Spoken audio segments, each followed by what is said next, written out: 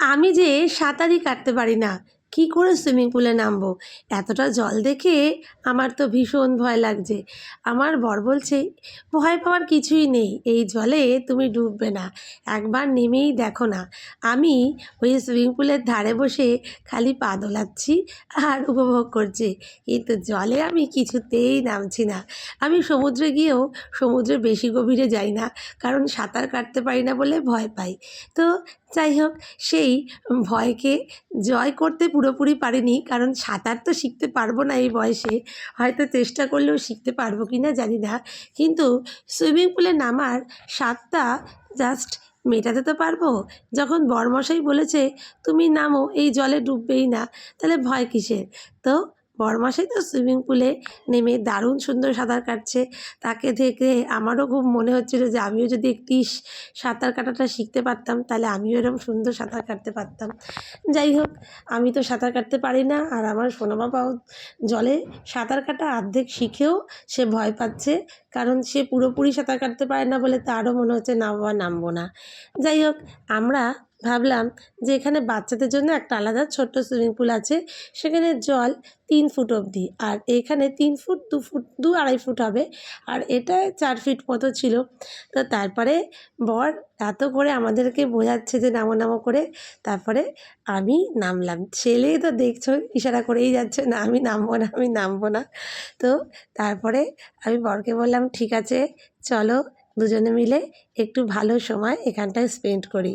তো তোমরা দীঘায় ঘুরতে আসলে নিশ্চয়ই তোমরা সমুদ্রের পাশাপাশি যদি তোমাদের হোটেলে সুইমিং পুল থাকে সেখানে উপভোগ করো, কিন্তু আমার আজকের এই ভিডিওতে এটাই বলার, সুইমিং পুলটায় আমরা দারুণ উপভোগ করেছিলাম, কিন্তু একটাই দুঃখ থেকে গেল, কি বলো তো?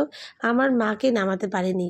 আমার মাকে প্রথমে বারবার বললাম যে মা তুমি সুইমিং পুলে নামো নামো, মা বলছে না না আমি নামবো না নামবো না।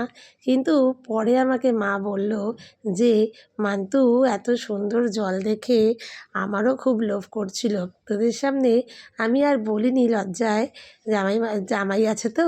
কিন্তু এর পরের বার কিন্তু আমি এরকম একটা সুইমিং পুল হোটেলে গেলে নিশ্চয়ই জলে নামবো। আর সবথেকে বড় কথা, আমার মা দারুণ সাঁতার কাটতে পারে, কারণ আমি ছোটোবেলায় আমার বাড়ির সামনে একটা পুকুরে দেখতাম আমার মা সেই পুকুরটাই পার করে ফেলতো আমার দিদির সাথে, কিন্তু আমি পারতাম না। যাই হোক, আমি তো সাঁতার কাটতেই পারি না।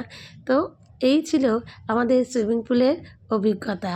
যারা যারা সাঁতার কাটতে পারো না, তারা কি সুইমিং পুল দেখলে নামো, নাকি আমার মতো দূরে বসে বসেই দেখো? আমি অবশেষে নেমেছি, সেটারও একটা ভিডিও আছে, চলো তোমাদের সাথে সেটা শেয়ার করব। আর তোমাদেরকে আর একটা কথা বলি যে আজকে তুমি যেই দিনটা পেয়েছো সেই দিনটাকে উপভোগ করো, কারণ সবথেকে বড় কথা হচ্ছে গিয়ে জীবনের প্রত্যেকটা মুহূর্তই দামি। আজকে যে দিনটা চলে আসছে সেই দিনটা আর ফিরে আসবে না, তাই জন্য জীবন তোমাকে যতটা উপহার দিয়েছে সেই উপভোগটাকে উপভোগ করতে হবে। আর জীবনে তো স্ট্রাগল থাকবেই, আর স্ট্রাগল নিয়ে আমাদেরকে এগিয়ে যেতে হবে। তো যাই হোক, এরমভাবেই সুইমিং পুলে আমি আমার সত্যি খুব ভালো লেগেছে, ভালো কাটিয়েছি। কিন্তু ওই যে বললাম, একটাই দুঃখ থেকে গেল যে আমি আমার মাকে ওই সুইমিং পুলটাতে নামাতে পারিনি। দীঘায় এই তোমরা যদি আসো তাহলে তোমরা এই হোটেলটায় থাকতে পারো। এই হোটেলটা বেশ বাজেট ফ্রেন্ডলি হোটেল, আর অনেকটা বিশাল এলাকা জুড়ে হোটেলটা, আর একদম হোটেলের কাছেই না এদের সমুদ্র সৈকতটাও এখান থেকে একদম কাছে। আর সুইমিং পুলে দেখো একটা জায়গা দিয়ে কি সুন্দর ঝর্নার মতো জল পড়ছিল, সেখানে গিয়েও দারুণ দারুণ এনজয় করেছি, দেখতেই পাচ্ছ। আর সেখানে গান চালিয়ে দিয়েছিল, গান তো এখানে আমি দিতে পারবো না। এখানে সেই আজ পানি পানি যে গানটা আছে, আজ দিল হ্যাঁ সানি সানি নাকি গানটা, ওই গানটা দারুণ আর কি এনজয় করেছি। তো অনেক দিন ধরেই ভাবছি যে ভিডিওটা শেয়ার করব, কিন্তু ভিডিওটা না শেয়ার করাও হচ্ছে না। আজকে ভিডিওটা তোমাদের সাথে আমি শেয়ার করলাম। আমার এই ভিডিওগুলো কেমন লাগে অবশ্যই জানিও।